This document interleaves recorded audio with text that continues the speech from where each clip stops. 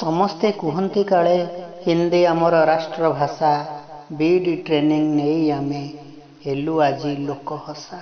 ହଜାରେ ହଜାରେ ସଂଖ୍ୟାରେ ହାଇସ୍କୁଲରେ ଖାଲି ପଡ଼ିଛି ଶିକ୍ଷକ ପଦବୀ। 7 ବର୍ଷ ହେଲା ବାହାରୁ ନାହିଁ ହିନ୍ଦୀ ସଂସ୍କୃତ ପିଇଟି ବିଜ୍ଞପ୍ତି। ବହୁ ଦୁଃଖ କଷ୍ଟରେ ପାଠ ପଢ଼ି ଭାବିଲୁ କରିବୁ ଶିକ୍ଷକତା।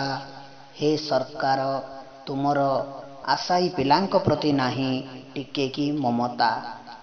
ଓଏସ୍ଟି ପାସ୍ କରି 7 ବର୍ଷ ହେଲା ରହିଛୁ ବେକାରୀ। ହିନ୍ଦୀ ସଂସ୍କୃତ ପିଇଟି ବେକାରୀ ସଂଘ ଆଜି ଆପଣଙ୍କୁ କରୁଛି ଗୁହାରି। ଶହ ଶହ ଦିନ ଷ୍ଟ୍ରାଇକ୍ କରି ଜଣାଇଲୁ ଗୁହାରି ତୁମକୁ।